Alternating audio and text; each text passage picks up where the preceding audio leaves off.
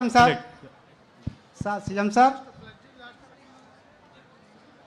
నమస్తే sir sir CM sir నమస్తే sir మీరు 1978 మార్చి 15వ తారీఖున ఎమ్మెల్యేగా ప్రమాణ స్వీకారం చేశారు కదా సార్. అప్పటి నుంచి మీ రాజకీయ అనుభవం ఎలా ఉందో ఒకసారి వివరిస్తారు సార్. సార్ నమస్తే సార్.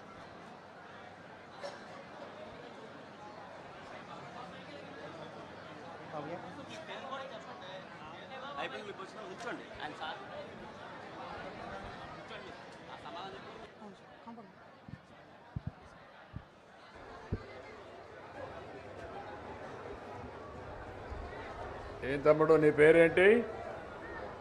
భాస్కర్ రావు సార్, అడబాల భాస్కర్ రావు గారు. భాస్కర్ రావు గారు, అవునండి. చాలా సంతోషం భాస్కర్ రావు గారు. అవును సార్. నీకు ఎవరికి రాని ఆలోచన వచ్చింది.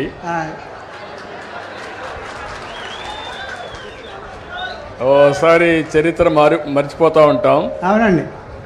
మళ్ళీ గుర్తు చేసుకుంటే చరిత్ర గుర్తొస్తుంది. అవును సార్. ఇదే రోజు 47 సంవత్సరాల కంటే ముందు నేను మొట్టమొదటిసారిగా అసెంబ్లీకి అడుగుపెట్టాను. ఇప్పుడు 41 సంవత్సరాలుగా అసెంబ్లీలో ఉన్నాను. ఈ రాష్ట్రంలో ఎవరికీ దక్కని గౌరవం దక్కింది. ఒక మాటలో చెప్పాలంటే ఇది అసాధారణమైనటువంటి గౌరవం. ఇన్నిసార్లు గెలవడం, సమైక్య ఆంధ్రప్రదేశ్లో ఎవ్వరూ చేయని విధంగా 9 సంవత్సరాల ముఖ్యమంత్రిగా మన నాయకుడు ఎన్టీ రామారావు గారంటే ఒక చరిత్ర సృష్టించిన యుగ పురుషుడు.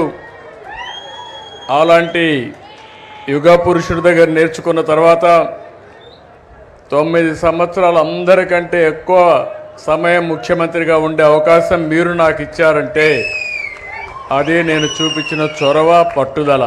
10 ఏళ్ళు అపోజిషన్ లీడర్గా పనిచేశాను. ఇప్పుడు మళ్ళా రెండోసారి ముఖ్యమంత్రి.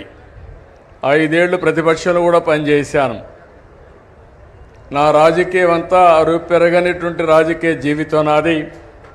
నా ఆలోచన అంతా ఒకటే, నా చివరి రక్తపు బొట్టున్నంత వరకు ఈ పేదవాళ్లకు, రాష్ట్రానికి, తెలుగు జాతికి న్యాయం చేయాలని ఏకైక సంకల్పం. ఈరోజు ఏ ముఖ్యమంత్రి రాడు, మీ ఊర్లో చెత్త ఉంటే నాకేం పని అనుకుంటారు. ఆ చెత్త వల్ల మీ ఆరోగ్యం ఇబ్బంది అవుతుందనే ఉద్దేశంతోనే మళ్ళీ స్వర్ణాంధ్ర, స్వచ్ఛాంధ్ర దిశగా అడుగులేస్తూ మీలో చైతన్యం తేవడానికి ఇక్కడికి వచ్చాను. అది తమ్ముడు నువ్వు చెప్పింది కరెక్ట్. నా ఒకటే చూస్తారు మీరు,